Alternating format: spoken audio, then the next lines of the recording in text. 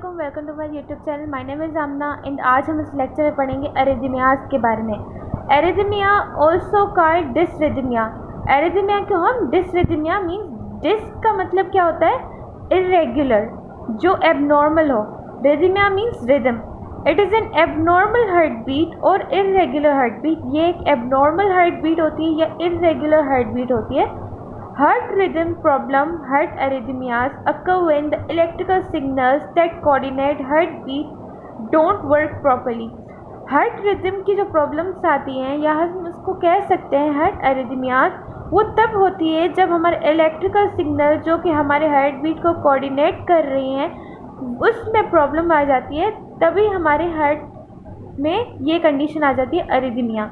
सही है। The faulty signalling causes the heart beat too fast, tachycardia, too slow, bradycardia और irregular.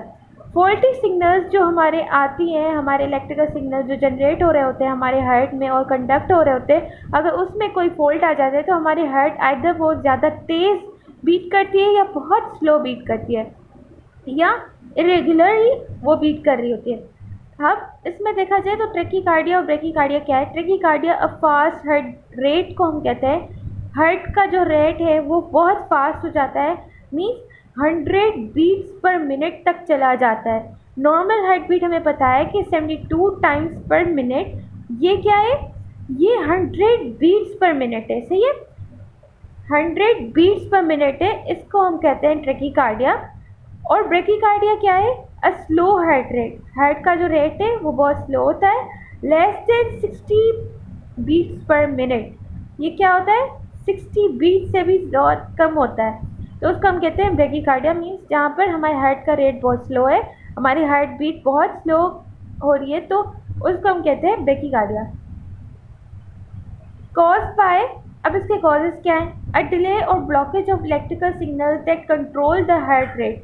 Blockage आ जाती है या उसमें डिले आ जाता है हमारे इलेक्ट्रिकल सिग्नल्स में, जो कि हमारे हार्ट रेट, हार्ट की जो बीट है उसको कंट्रोल करते हैं, उसमें क्या होता है, डिले या ब्लॉकेज आ जाते हैं। और दूसरी कंडीशन क्या है कि हमारी जो कोई और हमारे इलेक्ट्रिकल सिग्नल्स में से जो कि हमारे हार्ट रेट को कोऑर्डिनेट कर रहे हैं, तो उसमें क्या आता है कि अगर कोई एक पेस मेकर हमारा काम नहीं कर रहा, जो कि हमारा ओरिजिनल पेस मेकर है, अगर वो काम नहीं कर रहा होता तो कोई और जो टिश्यू है हमारा इलेक्ट्रिकल इम्पल्स जनरेट करने वाला, वो क्या हो जाता है, वो पेस मेकर की तरह बिहेव करना स्टार्ट कर देता है। तो उसकी वजह से भी हमारे हार्ट के रिदम्स में प्रॉब्लम आती है। Damage to the heart electrical system और स्टिफिंग और स्कारिंग ऑफ द टिश्यू। सही है, हमारे हार्ट के इलेक्ट्रिकल सिस्टम में कोई डैमेज आ जाता है या हमारे हार्ट की मसल बहुत स्टिफ हो गई हैं या उसमें डैमेज आ गया है, स्कार आ गया है, तो उसकी वजह से भी हमारे हार्ट के रिदम्स में प्रॉब्लम आ सकती है। या सर्टेन कोई हार्ट की मेडिकेशन हो उसमें भी प्रॉब्लम आ जाती है। ट्रीटमेंट क्या है इसकी, मेडिसिन के थ्रू उसको ट्रीट किया जाता है। और सर्जरी भी है जिसमें हमारी जो एक डिवाइस है उसको प्लांट किया जाता है हमारे हार्ट के अंदर, हार्ट के टिश्यू के अंदर, ताकि हमारे सिग्नल जो है प्रॉपर्ली जनरेट हो पाए। देखिए जो हमारे इम्पल्सेस हमारे हैं उसमें प्रॉब्लम की वजह से हमारे एरिथमिया वाली कंडीशन आ रही है। इसी वजह से एक डिवाइस प्लेस करें जो हमारे इलेक्ट्रिकल इम्पल्स को ठीक तरीके से जनरेट करेगा, कंडक्ट कराएगा। So that was all about my lecture. I hope आपको समझ आएगा। Thank you so much. अल्लाह हाफिज़।